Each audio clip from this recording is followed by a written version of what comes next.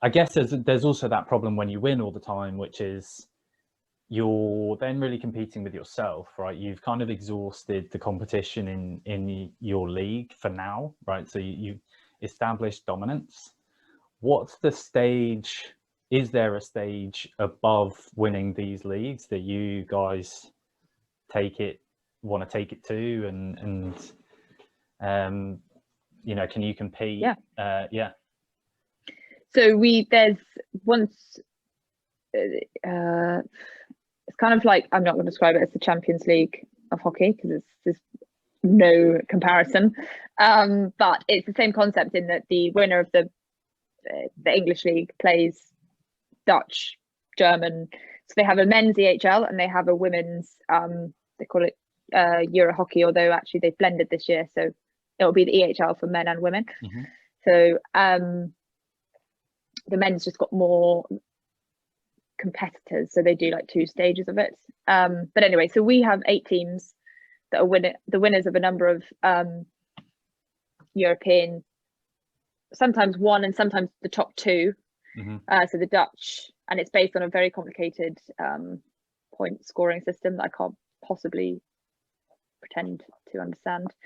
So but yeah, we play in a Europeans effectively, and it's you play the following year. So if you win the league one year, you play in the Europeans the following year.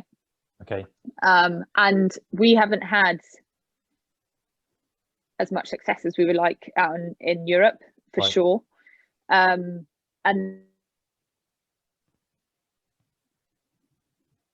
that has always been something that that is definitely something is very important to us. But as is every league game is important. I think we try very hard, and there's no. That is actually the brilliance of sport. I think anyone can beat anyone on any given day, and that's why, you know, there are so many underdog type stories, and also people perform significantly better, I think, against teams that possibly have had previous success, like relatively significant success or consistent success. So on any given day, every league game is very important to us, and we will work really hard to, you know, we've got excellent coaching staff team. We will work hard to prepare for each game, and each game differently. So every club has got a different type way they play, different strategies, etc., and we will like deploy different plans, techniques against them. But also with this thread of working towards like the Europeans at the end. So particularly when we play clubs that might have a slight, I don't know, Dutch type strategy, we will think about that as well. And when we play a lot of friendlies in the run up to, say, the Euros, our coaching team will work hard to basically try and find people, or sometimes we play some boys teams and they will very kindly play a certain way, probably not the way they play, but in order to try and replicate, I don't know, how the Germans do it or the Dutch do it or something like that. What do you think the European teams do well, or who's like, is there someone who you guys look to as like, wow, those guys are the dominant Dutch team? Or yes, but the Dutch teams really plural. Yeah, they're plural. Yeah, they're very strong. And why? A lot of the girls in the Surbiton team play against those. They've beaten the top Dutch girls or the top German girls before, right? For sure. I mean, the Dutch international team and the Dutch and the well, predominantly the Dutch internationals, but they have had a huge amount of success. I mean, everyone has been beaten before, but yeah, the Dutch are consistently incredibly strong, both internationally and club level. And obviously their international teams are dispersed amongst a number of clubs. So, there'll only be a small number of internationals maybe in each team. But they just have this hugely, their whole system is incredibly well set up for successful club teams in Holland. Yeah, would you say they have quite interesting, like different team cultures? Or quite similar, just different languages? No. They are. So we've had a couple of girls. This happens in Germany too, and Holland. But we've had girls that go over there. They eat together. They have dinner together after training on weekdays. In Holland, everything is centered around their club. Loads of people in the area, even if you're not a hockey player. So where are you going? Oh, on Saturday night, whatever night it is. So I'm going to the club, and you're like, well, the hockey club, as in, that's where people go to just hang out. Which that doesn't. I mean, actually, again, and I would say that's a brilliant thing about Surbiton. That does happen a lot at our club. So that is a great culture that I think Surbiton has. There's obviously an element of you have to live within. People aren't traveling like an hour and a half to just go for a drink. But I think Surbiton has a great culture for that comparatively, but Holland does it extremely well and across a huge number of clubs. So, Interesting. Yeah, really interesting. It's fascinating. I mean, when you look at like Welsh rugby at the moment going through a similar thing, like how in so many cases where the national team is successful, it's based off the back of like a 5 or 10 year building process in the coaching, in the grassroots clubs. So that pipeline is dead set up to feed straight to the top of the tree. So what it just put you on the spot a little bit. When you make it to the European final, what are you guys gonna have to do differently this time around to get there? Where do you think the key weapon? You probably don't really think about it at a tactical level, but if there's a change that you could say, right, I will do that in this game that we haven't done before. What do you have any thoughts? So actually, and this does fit incredibly well into this call by chance, but I think the way we are going to have to, so let's assume it's a Dutch team, which it might not be, but I think there's a relatively high chance it's the Dutch team in the final. But player for player, we are strong. They are also strong, and on paper, whether they are or aren't better than us, don't know, but I don't think there'd be much in it. So therefore you are playing a team versus a team. So someone's ability to work together as a team. And I would say if we had one thing that we could strengthen. So we talk about, and this happens in team sports, and if someone has the answer to this, I think you could bottle it, you'd be a billionaire. But talk about like 5 minutes or certain spells in a game, and you can play well, but then you talk about like a bad 5 minutes. And I think we as a team, we're very good when we're good, and I think we would match a Dutch team easily when we're good, so that's fine. It's when we take a small dip, we struggle to pull ourselves out of it quickly. And possibly, well, no, that's me giving a bad excuse, but like I was going to say, possibly we don't challenge ourselves enough. We are trying to this year. We're trying to work a lot harder to try and limit that bad 5 minute spell to a shorter time period as possible. And the only way out of that is really to communicate super effectively. It's interesting because in like an individual sports, well, again, tennis, great example. You see players 2 sets up, or 1 set up, depending on what games you're watching, but basically easily leading. then they'll take a slight dip, and basically the tables can turn in like 2 seconds, and then someone can win the next set 6-love, and you're like, what has happened there? Someone has mentally lost it for like 5 minutes, and then they've compounded the problem, and it's gone like nosedive. And the same thing happens in team sports, but you've got 11 players on your pitch, so you've got to pull 11 people out of their own mental 5-minute dip. But okay, so if you've got 11 people and 2 people have a 5-minute dip, that's, 9 versus 11, you're fine. If 2 turns into 3, turns into 4, turns into 5, suddenly that can turn a team, and then your whole team's having like a bit of a bad 5-10 minutes. Yep. So the way back out of that is you've got to individually try and pull yourself, but not just yourself and your teammate out of that. So I think your ability to turn the tide on like a mental blip is the key to success.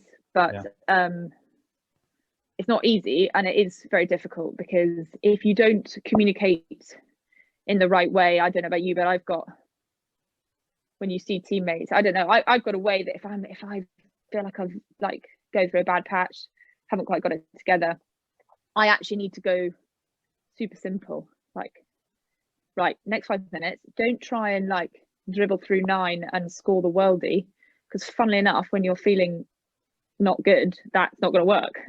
I actually just need to make 6 like really simple passes, and that will help me get out of it. But funnily enough, when you're in that moment of it's not going well, lots of people try and do the dribble past 9, and suddenly you've got 11 people trying to dribble past 9, and that's just a nightmare. So it's a really fine line, but it's trying to pull yourself and your teammates out of their like everyone needs a little patch. individual, like you just described your like go-to strategy in those moments. It's like everyone needs to have what their like default setting will be. And I guess it goes back to knowing each other really well as well. So like you can kind of predict, like, oh, Em's had like a dodgy couple of minutes. Like I know she's now going to be passing simple passes for the next couple of minutes, like, and then that will allow you to, or that player to, like play off you better, because she knows like what you're thinking. Really interesting. Do you guys break the game down into time chunks like that, like 5-minute chunks, or how do you guys think of matches? So we are playing quarters now, so that's how it's actually played. So but we probably don't break it down specifically into smaller time chunks than that, but we are working hard on trying to recognize when we think perhaps the team's going through a bad patch, and the first thing is to articulate it in case, I don't know, anyone's not noticed that we're going through a bad patch. But then also I think it's important, and in a perfect world we would be in a position where I knew, so let's say we're us 3 on a team, and I would know Paint and Henry what both of your things are. So I've just said that I think mine is right, make 6 simple passes. I would know what both of yours are, but then I'd also try and encourage you to do it. So I'd want you, Henry, to say to me 6 simple passes, because in that moment of like stress, I know that is my thing, but I also know that on the pitch I've just said that really easily, as if, oh yeah, that's what I do when it goes wrong. Like I go, shit, let me make a 9 dribble past 9. Whereas if someone's also able to help me and be like, 6 passes, like, right, okay, 6 passes. So in a perfect world, we're able to communicate, we know each other well enough to help encourage each other to do the things that we know that they want to do in those moments, and vice versa. It's so interesting, because it's all like very non-technical stuff actually, it's like that just happens, like the playing part, it happens naturally. But how you're like viewing what you're doing is your perception of what's going on is so important. And I think there's something like super interesting and almost counterintuitive on a teamwork level is what we're talking about is when these things happen, you have to say it's happening. Like rather than, I think a lot in so many situations, you know, like lower levels, it would just be like, well, don't be negative, everything's fine. Like don't start that. Whereas actually there has to be that honesty call of being like, hey, like we are where we are. Like you've been in so many moments like that, like under the rugby post, having conceded a try, being like, okay, and there's that honesty call of being like, okay, I'm feeling like this, I'm going through a little phase like this, and that communication of you being able to just, it seems like instant the quicker you can recognize it and just be open about it and say, okay, we need to go for the like emergency tactic 6 passes because I just am where I am. The quicker I can get back into it, the better. And it seems like you feel that's a very natural thing for your team to do and to communicate, which is very interesting because in so many team environments it just wouldn't happen. You wouldn't feel like you can just go on having a bad and then expect your teammate to help you out at an individual level. That seems like elite teamwork compared to non. Yeah, maybe. I mean? Yeah, no, I you're right when you say it like that. I mean, I'm not saying we've nailed this because we haven't. This is also something we strongly want to work on, and we're working hard to try and improve. But yeah, it's definitely something that I think is maybe that next level, if the difference that you're talking about to try and kick it on. There's a theory that I heard of in sport where you talk of team sports as like a strong link or a weak link sport. So like, have I explained this before? We talked about it? Probably no, have. But no, go for it. I just think I may have also read it. Yeah, so like basketball is an example of a strong link sport. So having LeBron James on your team, it doesn't matter who else is on your team, that's going to make a huge advantage to your team because there's only 5 guys on the court and one player can be supremely dominant. Whereas football is a weak link sport, and I think hockey is probably kind of similar in that sure you might have Cristiano Ronaldo, but if your centre back is having an absolute shocker, then you're in real trouble. He's not going to make that much percentage wise difference. But it's interesting because you're kind of talking about it's not actually just like that's a really simple look at that, but it's actually a collective weak link. So if 5 people's level drops a little bit, that actually has like really weakened the whole team a lot. Interesting. I hadn't thought of it like that, but the way you explained it was really neat. And that's actually, we talk about like, so percentage increases, if you can get the whole team to improve their performance by 5%, you've got like a huge, well, 5% times 11. 55%? Yeah. I was just trying to think that out, is it? Yeah. 5 times 11. Yeah, exactly. And it seems like that gain for you guys is going to be one where it's going to be a psychological 5% that you're going to want to gain before you come to this final. And that's not about like, you know, be more gritty or determined as an individual. It's about strategies and the communication and the preparation and the understanding and being able to go into that final and go, if we did, this is what we're going to do. We know that this is, and there's a huge self-awareness bit here as well as a team of being like, okay, you've all clearly sat down, discussed, these are the areas where we could make these improvements, right? This is like a big difference.